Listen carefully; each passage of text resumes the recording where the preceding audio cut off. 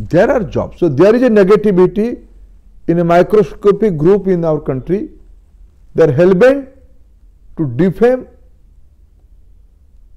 Prime Minister Modi. Let country go to hell, but Modi should get bad name. This is the ideology and this is the psychology of some frustrated people. Due to this negativity, God can help them.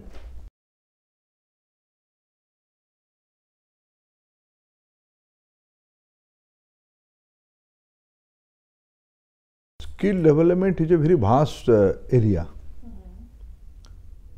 Skill development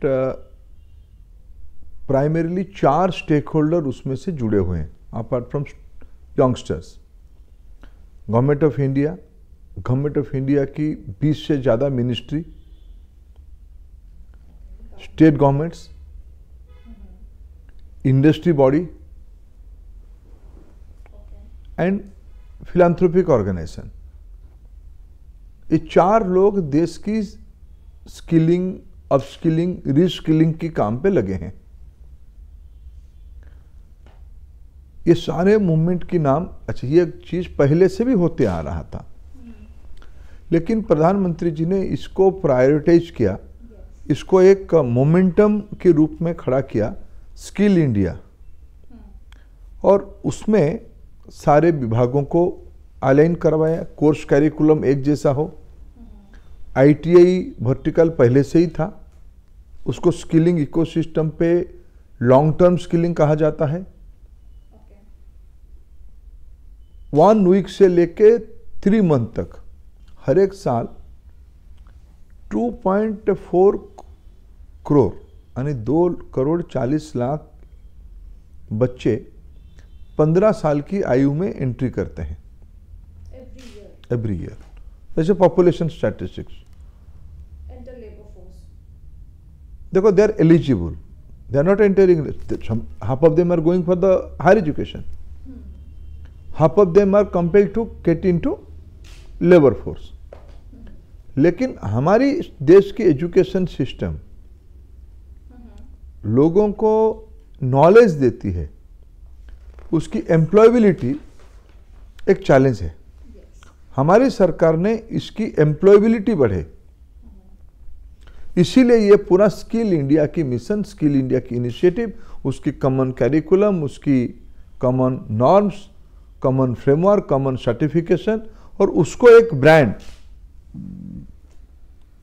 और not only domestic economy के लिए, neighbourhood economy के लिए, विश्व की economy के लिए भी इंडियन वर्कफोर्स को तैयार करना, क्योंकि हमारे साथ डेमोग्राफिक डिविडेंड है, उसको तैयार करने की काम हम कर रहे हैं.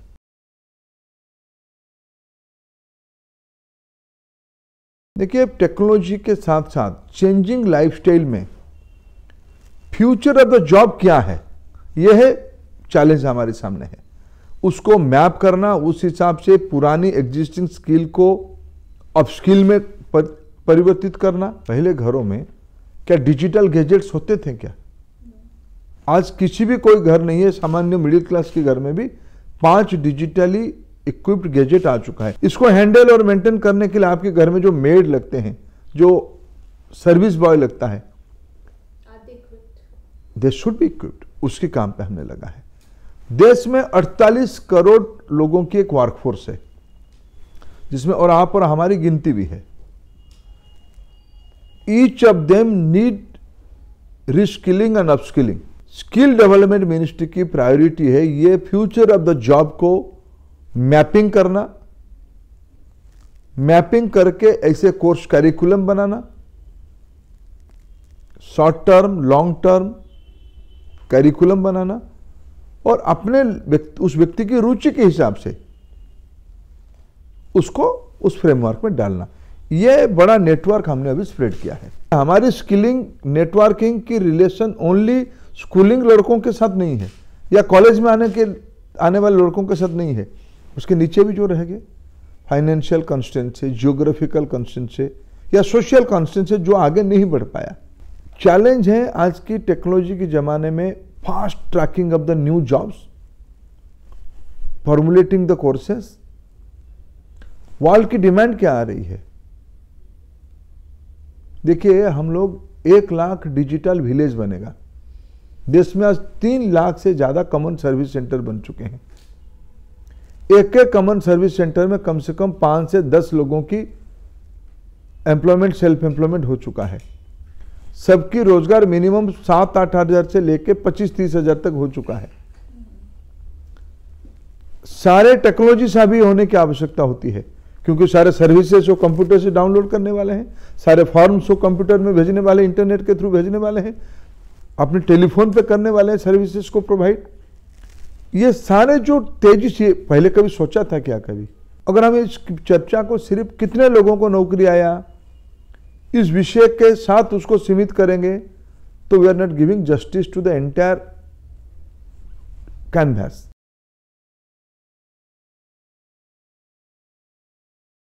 With full responsibility, show me an iota of report, authentic iota of report. If some people will cooked up something and they'll put their imagination, I don't have any answer. Towards India, some people are intolerant. Some people are intolerant. They got chance in previous years. They got chance for decades. They could not perform. They enjoyed. They looted. They have crushed the dream of youth of this country, poor of this country. When the country is coming up, the aspirational society is coming up, and the aspirational society and primarily the bottom of the pyramid is rock solidly behind Prime Minister Modi, they are frustrated. So there is a negativity in a microscopic group in our country. They are hell-bent to defame Prime Minister Modi. Let country go to hell, but Modi should get bad name. This is the ideology and this is the psychology of some frustrated people. Due to this negativity, God can help them.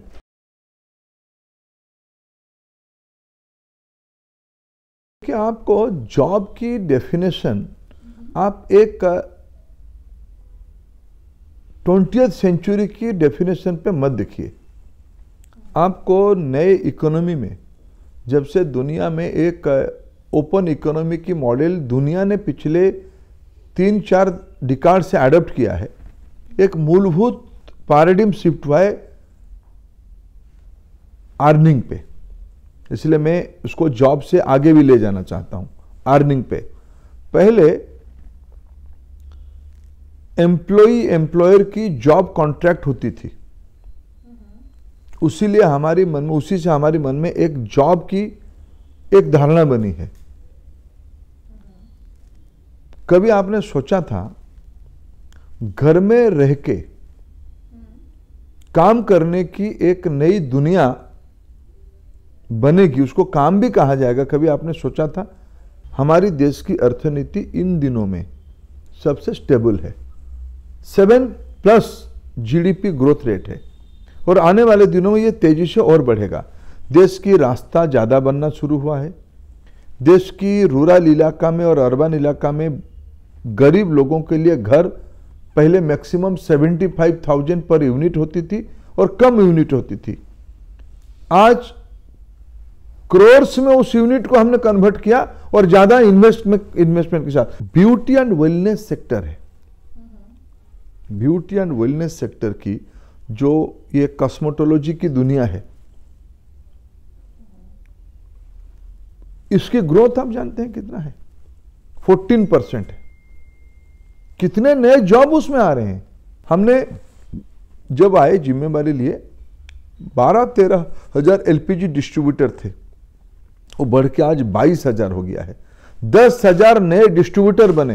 एक distributor यानी 10 लोगों की रोजगार, 1 लाख रोजगार हमने इसी में खड़ा किया है। मैं ऐसे आपको 500 सेक्टर गिना सकता हूं। There are jobs, I can say this is not enough job. देश की वर्कफोर्स को देखिए, देश में हमें विरासत में एक बहुत ही चैलेंजिंग सिचुएशन हमको मिली थी। दुनिया हम लोगों के ऊपर प्रश्न सवालिया निशान 2009 से 14 के दौरान खड़ा कर चुका था। जिस इकोनॉमी में इतनी दम था, उस इकोनॉमी में पॉलिसी पैरालिसिस, गलत पॉलिसी, करप्शन, ये सब के कारण सबसे कौन अफेक्ट हुआ? यंगस्टर तो अफेक्ट हुआ, गरीब तो अफेक्ट हुआ, उसकी अपॉर्चुनिटी घटी। इसको सेटराइट करते हुए एक नया मोमेंटम लाना, यह हमारी चैलेंज था, हमने किया उसको। No, I don't believe that because I am in charge of cooking fuel of household in the country. मैं एलपीजी भारत की लोगों की घर में पहुंचे, ये इनिशिएटिव प्रधानमंत्री जी का रहा। सारे विशेष करके किन के घर में एलपीजी नहीं था, जब हम लोग आए जिम्मेवारी में तब 13 करोड़ घरों में, 13 करोड़ घरों में एलपीजी था when we came. और ये एलपीजी की मूवमेंट कब शुरू हुई थी? 1955-56 से, 54 से एग्जैक्टली 60 इयर्स हो गया था। 13 करोड़ कंज्यूमर बन पाए थे, 55% लोगों के घर में एलपीजी पहुंची थी। हमने पिछले 4.5 सालों में एडिशनल 12 करोड़ लोगों के घर में एलपीजी पहुंचा दिया है, और उसमें से प्रधानमंत्री उज्ज्वला के नाम पे हमने 6 करोड़ महिलाओं के घर में एलपीजी दिया, और महिला के नाम पे दिया है। इसी शर्त में दिया है कि जो महिला धुएं के कारण दिक्कत में थी, उसकी हेल्थ का इश्यू था, उसकी समय 7-8 घंटा लकड़ी को लाने में, उपले को लाने में, चूल्हे में धुएं के साथ रहने में बीता था, उसको इकोनॉमिक एम्पावरमेंट करवाने के लिए हमने क्लीन कुकिंग फ्यूल पहुंचा, उसकी हेल्थ ठीक हुई, ओवरऑल एनवायरमेंट ठीक हुई। उसकी 7-8 घंटे की मेहनत एलपीजी के कारण 2 घंटे में परिवर्तित हुआ, सुबह 1 घंटा, शाम को 1 घंटा। उसकी 6 घंटा की इकोनॉमिक टाइम की सरप्लस हुई। Is earning now, so I am a strong believer women are very much part of our earning mechanism.